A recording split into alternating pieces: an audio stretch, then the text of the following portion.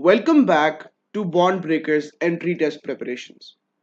आज हमारा MD CAT physics का वर्क एनर्जी पार का चौथा लेक्चर है और आज के इस लेक्चर में हम वर्क एनर्जी पार का सबसे ज़्यादा इंपॉर्टेंट टॉपिक डिस्कस करने जा रहे हैं, जिस पे most of the MCQs base करते हैं और जिस कॉन्सेप्ट की इंटीग्रेशन इनटू एमसीक्यूज काफ़ी ज़्यादा इंपॉर्टेंट होती है, वो है वर्क एनर्जी प्रिंसिपल। अब वर्क एनर्जी प्रिंसिपल होता क्या है और वो कहता क्या है, ये समझ लेते हैं। वर्क एनर्जी प्रिंसिपल कहते हैं work and energy are interconvertible. अब इंटर कन्वर्टेबल का क्या मतलब है? इसका मतलब जो है मैं 3 से 4 एग्जाम्पल से समझाता हूं, उसको देख लेते हैं। सबसे पहली एग्जाम्पल, आपके पास एक गाड़ी थी जो क्या हो गई थी, खराब हो गई थी। आपने क्या किया, पीछे से गाड़ी को धक्का लगाना शुरू किया।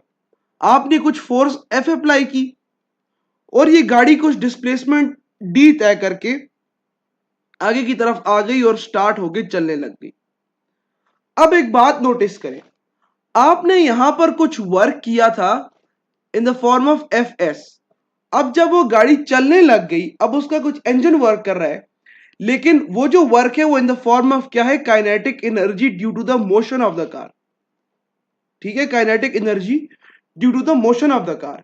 इसका मतलब है वर्क किस में कन्वर्ट हो गया, काइनेटिक एनर्जी में कन्वर्ट हो गया। ये एक पहली एग्जांपल की बात कर लेते हैं। दूसरी एग्जाम्पल पे आ जाते हैं। फर्ज करें कि आपको कोई इंसान इस दुनिया में बहुत ज्यादा बुरा लगता है, उसको यहां पर फर्ज कर लें, और वो बिल्डिंग की छत पे चढ़ा है।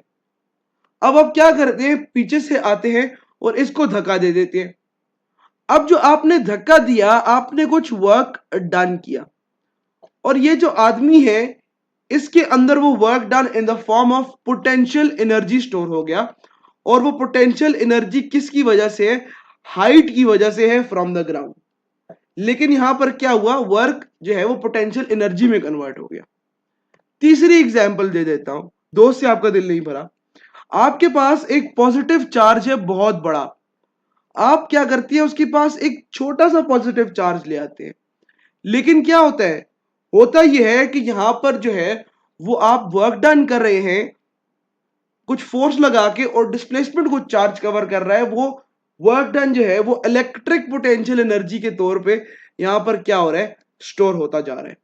तो ये मैंने आपको क्या दे दी, ये मैंने आपको तीसरी एग्जांपल दे दी। चौथी एग्जांपल, आप क्या कर रहे हैं, आप एक छोटे बच्चे हैं और आप स्प्रिंग के साथ खेल रहे हैं। आप क्या करते हैं, आप इस स्प्रिंग को अंदर की तरफ पुश करते हैं, ठीक है, और वो फिर बार बार बाहर की तरफ आ जाता है। आप फिर पुश करते हैं, वो बाहर आ जाता है, पुश करते हैं, बाहर आ जाता है। आप जब पुश करते हैं तो आप क्या करते हैं, कुछ फोर्स अप्लाई करते हैं, वो स्प्रिंग कुछ मूव करता है, ठीक है। इसका मतलब है आप कुछ वर्क डन कर रहे हैं, और वो वर्क डन जो है इस स्प्रिंग के अंदर in the form of elastic potential energy के तौर पे क्या हो रहा है, स्टोर हो रहा है। अब यही सारी एग्जांपल्स जो मैंने आपको दी हैं, इनको हम कहीं ना कहीं यूज कर लेते हैं। कहाँ यूज कर लेते हैं, हम ये कह देते हैं कि आपके पास जो वर्क डन है, आपके पास जो वर्क डन है, वो किस में कन्वर्ट हो जाता है, काइनेटिक एनर्जी में कन्वर्ट हो जाता है। पहली एग्जांपल मैंने आपको दी। दूसरी एग्जांपल मैंने आपको दी कि वर्क डन जो है वो ग्रेविटेशनल पोटेंशियल एनर्जी में कन्वर्ट हो जाता है, ठीक है, वो जो बंदे को धक्का दिया हमने। फिर ये वर्क डन जो है वो क्या होता है, ये वर्क डन जो है वो इलेक्ट्रिकल पोटेंशियल एनर्जी में कन्वर्ट हो जाता है। और ये वर्क डन जो है वो क्या होता है, इलास्टिक पोटेंशियल एनर्जी में कन्वर्ट हो जाता है, ठीक है। अब ये सारी बातें डिस्कस करने के बाद हम क्या करते हैं, हम एक लंबा सा फॉर्मूला डिराइव कर देते हैं, जो कि हमारे पास दुनिया का हर एमसीक्यू सॉल्व करने के लिए काम आने वाला है, ठीक है। एक तावीज समझ लें और इसको याद कर लें, फिर आगे आपको बेतहाशा क्वेश्चन सॉल्व करके मैं देता जाऊंगा और आप देखते जाइएगा। सबसे पहले क्या होता है, वर्क डन होता है, ठीक है। अब कलर चेंज भी कर लेते हैं। वर्क डन होता है, वर्क डन जो है किसमें का फॉर्मूला क्या होता है, एफ डॉट डी, ठीक है। हमने कहा कि work done in the form of change in kinetic energy store हो सकता है, ठीक है। 1/2 mv² की जगह vf² माइनस vi² लिख देते हैं, चेंज इन काइनेटिक एनर्जी की बात करें, ठीक है। वो in the form of potential energy convert हो जाता है, वो in the form of elastic potential energy के तौर पे कन्वर्ट हो जाता है, वो in the form of electric potential energy की फॉर्म में कन्वर्ट हो जाता है, वो in the form of momentum भी कन्वर्ट हो सकता है p²/2m से। p²/2m फोर्स एनर्जी में हम पढ़ चुके हैं, एनर्जी के पहले दूसरे लेक्चर में भी हम पढ़ चुके हैं। ठीक है, तो आपके पास क्या चीजें हैं, आपके पास यहां कुछ रिलेशंस हैं, 1 2 3 4 5 6 7 8। हम इन 8 रिलेशंस को यूज करते हुए हम जितने भी क्वेश्चंस एमडी कैट में आते हैं या आ सकते हैं, हम उन क्वेश्चंस को सॉल्व करने की एबिलिटी रखते हैं। कैसे रखते हैं, ये हम अपने सामने रखेंगे एज अ तावीज। ठीक है, इस तावीज से क्या होंगे, सॉल्व होंगे हमारे प्रॉब्लम्स। ठीक है, प्रॉब्लम बताओ क्या है। पहला प्रॉब्लम, क्वेश्चन आपके पास ये आ गया कि 100 joule work is done on a body of 10 kgs at rest, what will be the velocity? अच्छा, इस तरह का सवाल आ जाए तो अब आप क्या करेंगे, अब हम तावीज यूज करेंगे। हम देखेंगे कि इनिशियल वेलोसिटी का जिक्र कहां पर है, वर्क डन के साथ, तो ये वाली चौथी इक्वेशन है। हम क्या करेंगे, लिखेंगे W equals to 1/2 mvf² minus vi²। Work done कितना यहां पर 100 जूल इक्वल्स टू 1/2 m कितना यहां पर 10 मल्टीप्लाई बाय vf² हमने फाइंड करना है, माइनस कहां, ये रेस्ट से शुरू हुआ है, इसका मतलब है कि इसकी जो इनिशियल वेलोसिटी है वो क्या है, 0।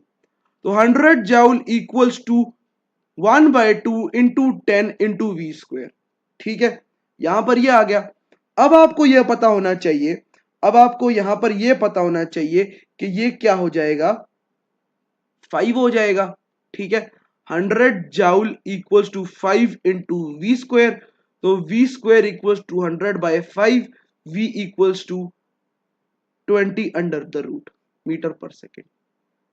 फाइनल वेलोसिटी कितनी होगी, √20 मीटर पर सेकेंड। हमने क्या किया था, इक्वेशन 1 और इक्वेशन 4 को हमने तावीज से यूज करके इस क्वेश्चन को बड़ी आसानी से सॉल्व कर लिया, इंतहाई ज्यादा आसानी से सॉल्व कर लिया। हम एक और क्वेश्चन कर लेते हैं इस पे। तो दूसरा क्वेश्चन आ गया हमारे सामने। अच्छा, अब हम क्या करेंगे, क्वेश्चन पढ़ते हैं। A body is thrown upwards with a kinetic energy of 980 joules and it gains a height of 10 metre, find mass. अच्छा, तो अब ये कैसे सॉल्व होगा, ऐसी इक्वेशन ढूंढते हैं अपने तावीज में से जिसमें काइनेटिक एनर्जी भी हो, जिसमें हाइट भी गिवन हो और जिसमें मास भी गिवन हो। ठीक है, आओ देख लेते हैं। तावीज निकालो, ये आ गया, इक्वेशन आ गई 3 इक्वल्स टू इक्वेशन नंबर 5। ठीक है, तो ये हो गया kinetic energy equals to mgh। इस केस में kinetic energy equals to mgh। ठीक है, अब आपके पास क्या होगा, काइनेटिक एनर्जी कितनी है, 1/2 mv² इक्वल्स टू, यहां पर ये हो जाएगा,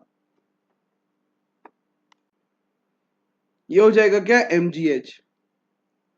अब सर काइनेटिक एनर्जी की वैल्यू तो गिवन है, ठीक है, 980 equals to m into 10 into 10, तो ये 0 इससे गया।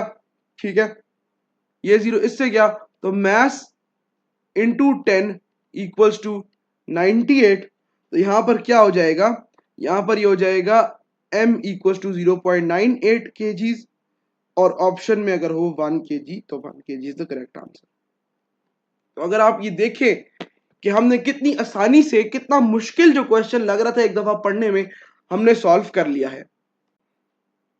तो अगर आप इस क्वेश्चन को पढ़ें तो ये थोड़ा मुश्किल लगता है देखने में, ठीक है, सुनने में भी और परसीव करने में भी। अगर आप इसको विजुअलाइज करेंगे, मैं आपको समझाता हूं कैसे। A ball having 100 joule kinetic energy dropped on a spring, how much it is compressed if the spring constant is k equals to 2 nanometre. कहते हैं कि एक बॉल है, उसको आपने स्प्रिंग पर फेंक दिया। ठीक है, क्या कर दिया, स्प्रिंग पर फेंक दिया। तो वो ये कहता है कि स्प्रिंग कितना कंप्रेस होगा, आप मुझे ये बताओ, ये सारी इंफॉर्मेशन यूज करके। तो आप 2 मिनट के लिए सोचोगे कि मैं इसको कैसे सॉल्व करूं। फिर हम जाते हैं वापस तावीज की तरफ। तावीज में वो वाला फॉर्मूला जिसमें स्प्रिंग कांस्टेंट भी हो, स्प्रिंग कंप्रेशन भी हो और काइनेटिक एनर्जी भी हो। 3 और 8, इक्वेशन नंबर 3 और 8 क्या कर रही है, इक्वेट कर रही है। ये हो जाएंगी क्या, kinetic energy equals to 1/2 kx², kinetic energy equals to 1/2 × 2 × x², ये 2 कट जाएगा, kinetic energy equals to x² equals to 100 joule. कैसे आया, गिवन है कि काइनेटिक एनर्जी 100 है, x इक्वल्स टू 10 मीटर। कितना कंप्रेस होगा, 10 मीटर कंप्रेस होगा।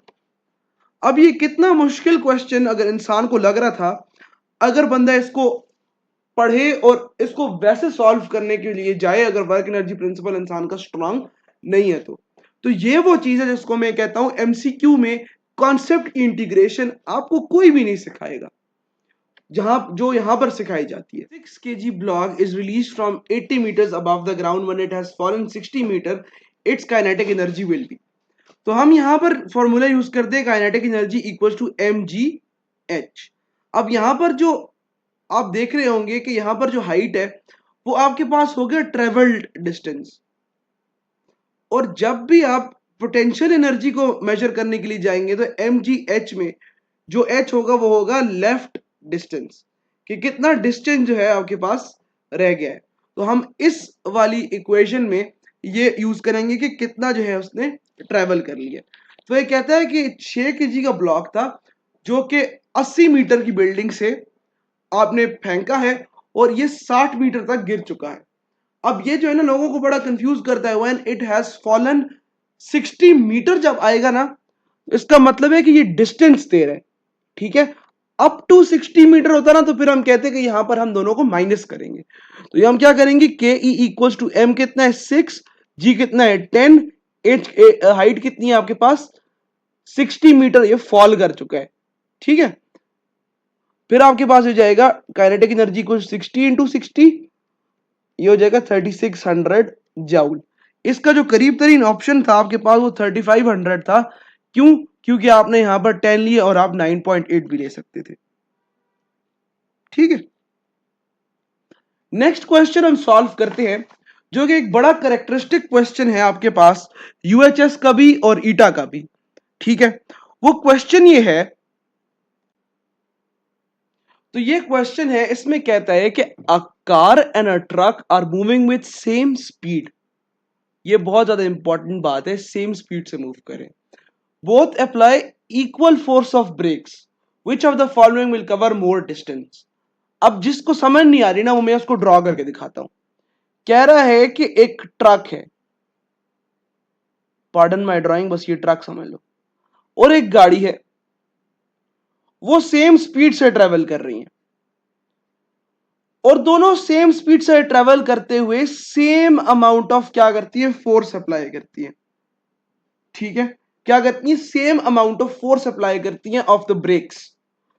तो कौन सी वाली गाड़ी ज्यादा आगे जाके रुकेगी, क्या वो गाड़ी मतलब क्या वो बस ज्यादा आगे जाएगी या कार ज्यादा आगे जाएगी। तो इस तरह का आपको कोई क्वेश्चन आ जाए तो मैंने आपको एक तावीज दिया हुआ है, उस तावीज पे जाते हैं वापस। वो तावीज आपके पास क्या है, वो आपको रिलेशन देते हैं। आपने कहा ना दोनों सेम क्या कर रही थी, दोनों सेम स्पीड से ट्रेवल कर रही थी, ठीक है। तो यहां पर वो फॉर्मूलाज दो जिसमें स्पीड भी आ जाए, फोर्स भी आ जाए, डिस्टेंस भी आ जाए, वो कौन से दो हैं, वो है 2 और 4। कौन से 2 और 4, F dot D equals to F.D = 1/2 mv²। अच्छा, अब ये क्या स्टोरी है भाईजान, यहां पर लिखा है दोनों की क्या सेम है, स्पीड, मतलब ये क्या हो गई, कांस्टेंट। दोनों ने क्या सेम अप्लाई की, फोर्स ऑफ ब्रेक्स अप्लाई की, ये भी हो गई कांस्टेंट। तो डिस्टेंस प्रोपोर्शनल हो गया किसका, मैस का। जिसका जो है मैस ज्यादा होगा वो ज्यादा डिस्टेंस ट्रेवल करेगी। अब इसको अगर आप इनर्शिया का कॉन्सेप्ट लेके सोचें तो ये बात बिल्कुल ठीक बनती है कि वो वाल अगर दोनों सेम स्पीड से ट्रेवल कर रही होंगी ना, तब इनर्शिया का कॉन्सेप्ट यहां पे आएगा कि वो ज्यादा आगे जाएगी जिसका मैस ज्यादा होगा। तो कौन ज्यादा जाएगा आगे, truck. Truck will cover more distance. अब इस तरह के बेतहाशा बहुत से क्वेश्चंस बन सकते हैं। आइए साथ साथ आपको कराता चलता हूं। अब उस क्वेश्चन में हमने सिर्फ एक लफ्ज चेंज कर दिया। अब क्वेश्चन क्या है कि a car and the truck have the same kinetic energy, both apply equal force of brakes, which of the following will cover more distance? पहले था कि सेम स्पीड से ट्रेवल करें, अब है सेम काइनेटिक एनर्जी से। काइनेटिक एनर्जी, फोर्स और distance को कौन सी वाली इक्वेशन जो है वो एक्सप्लेन करती थी? इक्वेशन नंबर 2 और इक्वेशन नंबर 3। कैसे? F dot D equal to kinetic energy. ठीक है, मेरी बात समझ आ रही है? अब यहां पर काइनेटिक एनर्जी दोनों की क्या है? कांस्टेंट है, सेम है। और डिस्टेंस आपके पास, सॉरी, डिस्टेंस आपने फाइंड करना है, फोर्स आपके पास क्या है? कांस्टेंट है। तो ये जाएगा, ये क्या हो जाएगा यहां पर कि kinetic energy is directly proportional to D. ठीक है, कैसे हो जाएगा? मेरी बार एक बार फिर सुने, मैंने शायद समझाया सही नहीं है, मुझे भी ऐसा फील हो रहा है। आपके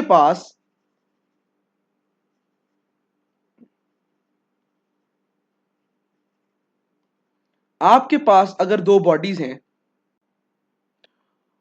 वो same amount of force apply करती हैं, तो पूछा ये गया है कि डिस्टेंस कौन ज्यादा कवर करेगा, ये कौन ज्यादा आगे जाएगा, जैसे मैंने पिछली एग्जांपल में बताया। तो यहां उन्होंने लिखा है कि जो फोर्स है ना वो क्या है, दोनों की सेम है, यानी इसको कांस्टेंट ले लेते हैं।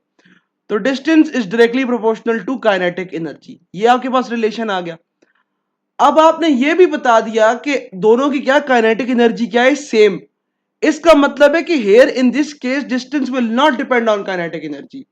इसका दूसरा मतलब यह है कि both will cover equal distance. ठीक है, इक्वल डिस्टेंस। अब इसका एक और वेरिएंट ऑफ क्वेश्चंस आता होता है, मैं आप लोगों को यहां पर वो भी करा देता हूं। अब वो क्या वेरिएंट है? वो कहते हैं कि car and truck are moving with the same momentum and both apply same force of the brakes. So momentum की बात आ गई यहां पर। अब कौन सा ऐसा फॉर्मूला था कि जो मोमेंटम, फोर्स और डिस्प्लेसमेंट को आपस में रिलेट कर रहा था?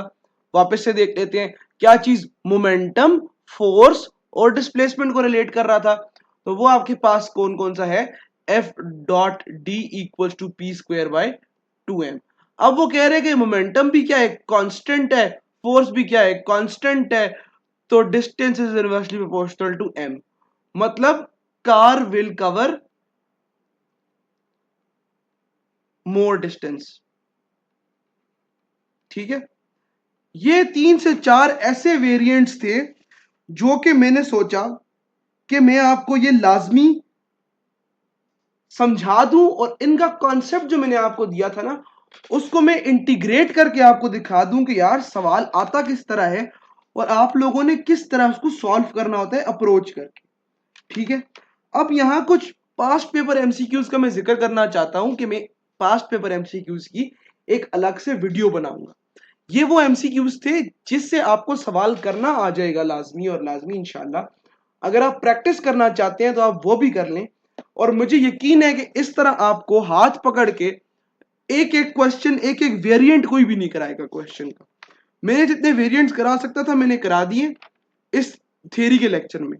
नेक्स्ट लेक्चर में मैं इंशाल्लाह वर्क एनर्जी और वर्क एनर्जी प्रिंसिपल के क्वेश्चंस का एक अलग से लेक्चर बना दूंगा, जिसमें सिर्फ मैं पास्ट पेपर क्वेश्चंस या प्रीवियस ईयर क्वेश्चंस डिस्कस करूंगा इन अ 360 डिग्री व्यू सारे प्रोविंसेस के, और आपको फिर से मैं सिखा दूंगा कि आपने किस तरह क्वेश्चंस करने। तो चैनल को हो सके तो सब्सक्राइब लाजमी कर देना, और ये अपने दोस्तों वगैरह के साथ शेयर करना कि हाई क्वालिटी, प्रीमियम क्वालिटी आपको कंटेंट मिल रहा है for free, free of cost. ठीक है, और मैं गारंटी कर सकता हूं कि आपको इस तरह की फिजिक्स कॉन्सेप्ट को सवाल में करके कोई भी नहीं दिखाएगा, एक एक कॉन्सेप्ट को एक एक वेरिएंट के हिसाब से। तब तक के लिए इजाजत चाहता हूं, नेक्स्ट वीडियो तक के लिए अल्लाह हाफिज।